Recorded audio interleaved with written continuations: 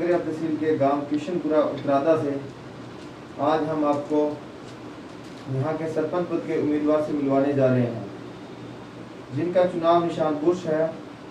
और इनसे अभी हम जानेंगे क्या कुछ इनकी मंशा है, किस प्रकार विकास करेंगे और इनका क्या नाम है, इनके घर से कौन चुनाव लड़ रहा है। तो सबसे पहले सर आपका बहुत बहुत स्वागत हमारे चैनल पे आने के लिए आपका धन्यवाद सर। तो सबसे पहले सर हम आपका नाम और आपके जो चुनाव लड़ रहे हैं उनसे क्या रिलेशन है आपके और उनका नाम क्या कुछ है उसमें थोड़ा बता दिया। मेरा नाम संतोष कुमार सोलंकी, एडवोकेट, संगरिया में प्रैक्टिस करता हूँ और किशनपुरा उत्तरादा ग्राम पंचायत से बिलोंग करता हूँ मैं।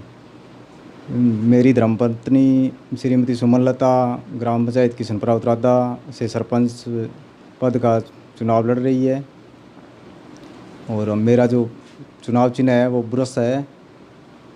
जी जी, तो अब हम आपसे विकास पर बात करेंगे, विकास पर चर्चा करेंगे कि सरपंच अगर आप बनते हैं, गांव के मुखिया बनते हैं आप सर, एडवोकेट हैं पेशे से।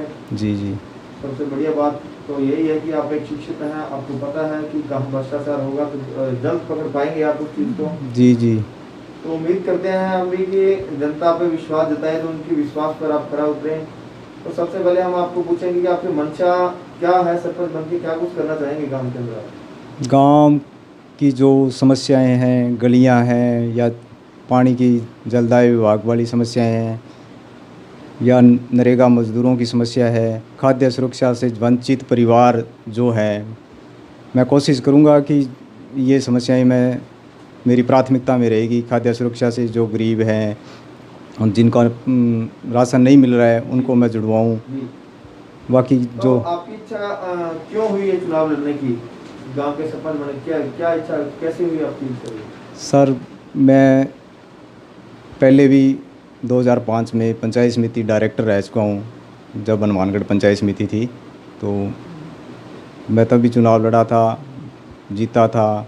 तो मेरी इच्छा ये है कि गांव का विकास हो, गांव के हर, चाहे वो गरीब हो, मज़दूर हो, किसान हो, कोई भी परिवार है, उसकी अगर समस्या है, संगरिया में है, पंचायत समिति से है या तहसील में है, तो उसके लिए मैं हर टाइम उपलब्ध रहूँगा। उनकी समस्याओं को हल करने की मैं कोशिश करूँगा।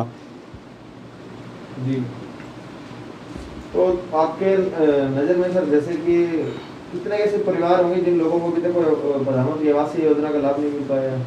कुछ अभी चल रहा है, कुछ परिवारों को मिला भी है, बाकी भी है। कुछ परिवार ऐसे हैं जिनके आज भी घर में कंडीशन जो है आवास वाली है, बढ़ना चाहिए, नहीं बनी है। तो मैं प्राथमिकता से ये रखूँगा, चाहे वो कैसे उन परिवारों का कोई भी हो, चुनाव जीतने के बाद मैं पूरे गांव को एकजुट कर समस्त ग्राम के जो मतदाता हैं मेरे, उनके लिए मैं काम करूंगा। उसमें कोई किसी भी परिवार का अगर मेरे को लगता है कि एक परिवार इस प्रधानमंत्री आवास योजना में इसको सुविधा मिलनी चाहिए, तो वो मेरी प्राथमिकता रहेगी।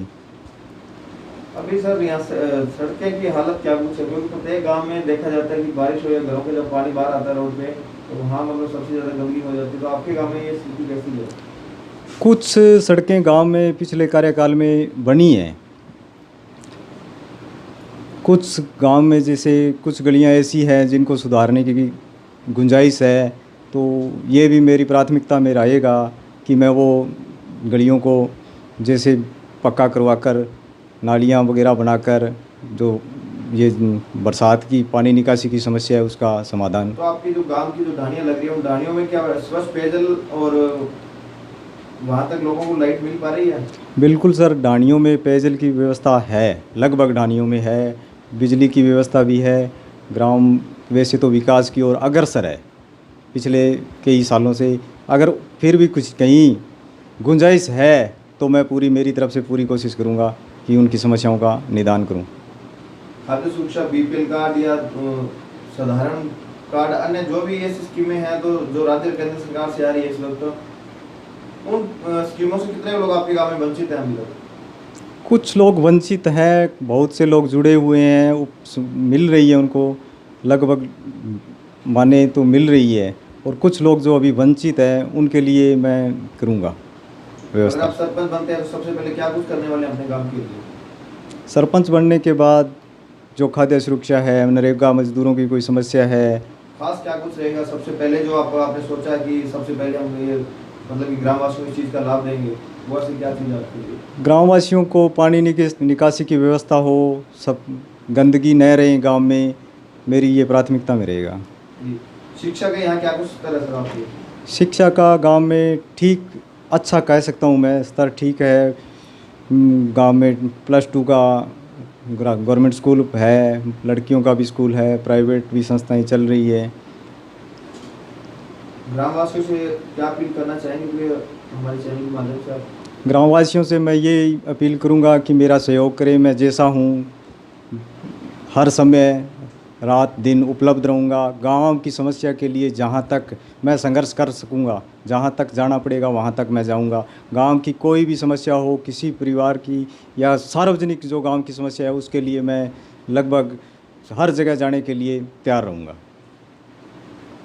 धन्यवाद सर, आपका बहुत बहुत। थैंक यू सर, बहुत आप पधारे, आपने मेरा इंटरव्यू लिया, इसके लिए मैं आपके चैनल का बहुत बहुत आभार प्रकट करता हूँ।